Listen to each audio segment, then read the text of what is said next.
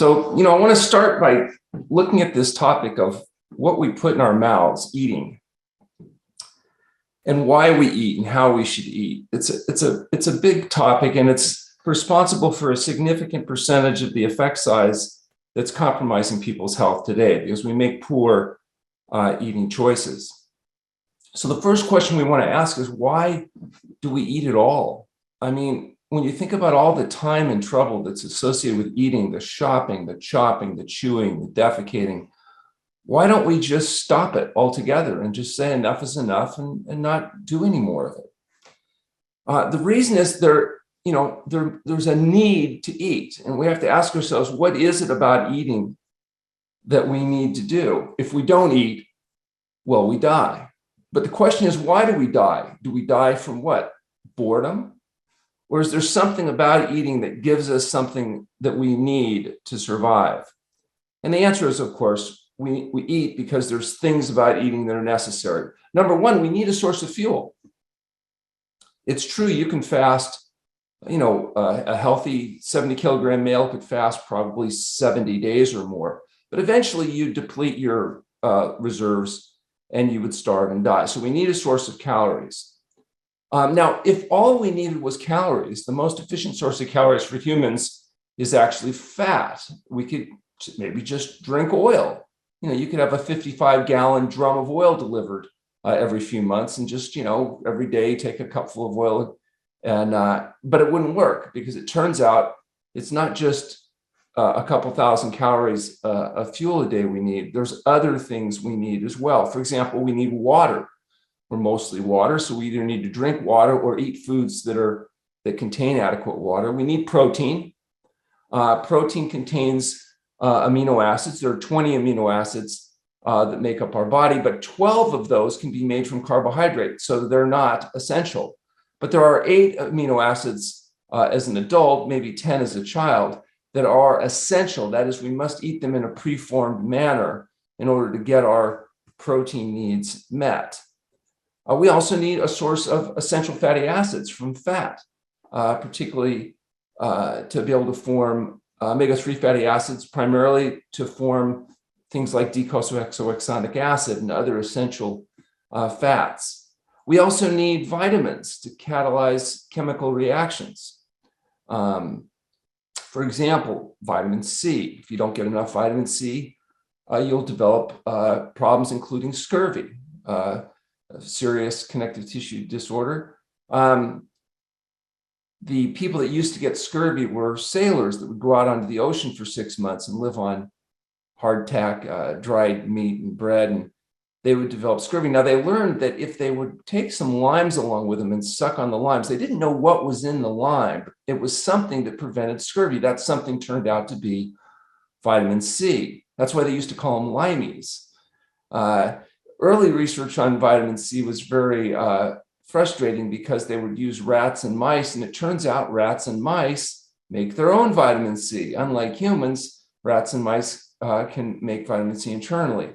Humans, the Indian fruit-eating bat, dachshunds, maybe a few other creatures don't make their own internal vitamin C, likely because we evolved in an environment that was so abundant in C that there was a biological advantage to not carry around that extra biosynthetic machinery. And so over time, we lost the ability to make vitamin C, but we get vitamin C abundantly in our traditional diets. And of course, there's a host of other chemicals in the form of vitamins that are important for getting these reactions. The most abundant source of vitamins for us today is, of course, fresh fruits and vegetables. Minerals also necessary, calcium, magnesium, zinc, iodine, etc. We also need to get fiber in our diet. Fiber is a really important component in our diet. It forms the bulk of the stool. It feeds the bacteria, the microbiome that live in the stool, particularly soluble fibers. If we don't get enough fiber, then our stools become very hard and we develop constipation, and then people strain their stools and they develop hemorrhoids and fissures and ptosis of the organs, including the uterus, and they get diverticulitis and they get varicose veins and all kinds of problems that come as a consequence of fiber deficiency. These conditions And consequences used to be very rare because people ate plant-based diets, but now, of course, they've become very common. And we also need phytochemicals. These are chemicals like resveratrol and there's 2,000 of these chemicals that come only from plants and are thought to help protect us and preserve our health. So whatever diet we put together, it better have enough calories and water and protein and fat and vitamins and minerals, fiber and phytochemicals. But it turns out you can get too much too. So the diet needs to not only ensure that we get enough, but it needs to ensure that we avoid too much. Too much calories leads to obesity, which leads to metabolic syndrome, which is the epidemic that we are suffering from today that's leading to premature death and disability in our society, from heart disease, from stroke, from cancer, from autoimmune disease, and even conditions like COVID-19 and other infectious diseases. People that have metabolic syndrome are dramatically more vulnerable to having serious consequences from all of these illnesses. Too much water, sure, too much water. If you force water intake excessively, you can get water intoxication. It can flush out your electrolytes, and in the worst case scenarios, even lead to death. Too much protein, major issues. Too much protein, even maybe more than too much fat, is responsible for everything from kidney disease, coronary artery disease, and problems with cancer and other issues. Too much fat, well recognized, excess fat intake. The fat we eat is the fat we wear. And so excess fat intake can lead, again, to obesity and all the downstream consequences. Too much vitamins, absolutely. In fact, it's really interesting. If you look at studies where they, for example, with cancer, where they tried to give vitamin A, thinking that that antioxidant effect would help people live longer with cancer, turned out to do just the opposite. And study after study, they had to discontinue the study because the patients that were supplemented with the vitamin pill were dying at a higher rate than the people that were not.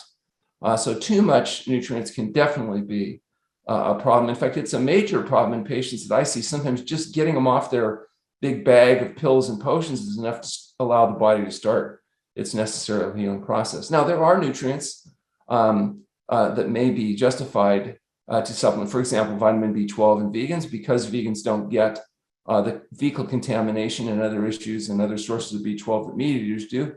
They do need to supplement B12 in order to ensure that they don't develop long-term problems. But in general, the best place to get your vitamins and minerals is from your whole plant food diet. Minerals, again, you got to get enough, but you don't want too much. Supplementing even common things like calcium can lead to kidney stones and other problems, and doesn't prevent the osteoporosis and issues that people think they're helping when they take these vitamin supplements. However, eating a mineral-rich diet, which essentially means a vegetable-rich diet, necessary to sustaining long-term health. Fiber, not getting enough fiber, as we talked about, can lead to serious problems with constipation and other problems. But getting enough fiber and the right kind of fiber, the soluble fiber necessary to maintain and feed the microbiome that lives in your intestinal tract. You have 5 pounds of bacteria living in your gut right now, an important part of protecting you, of forming nutrients that you need, protecting you from infectious disease and others. And so eating a plant-rich diet will allow you to have the diversity of organisms necessary to sustain optimum health. For example, people that eat a high animal food diet tend to produce massively more TMA, which becomes trimethylamine oxidase and is an irritating substance that's thought to be in part responsible for the increased risk of colon cancer and other problems associated with significant amounts of animal food intake.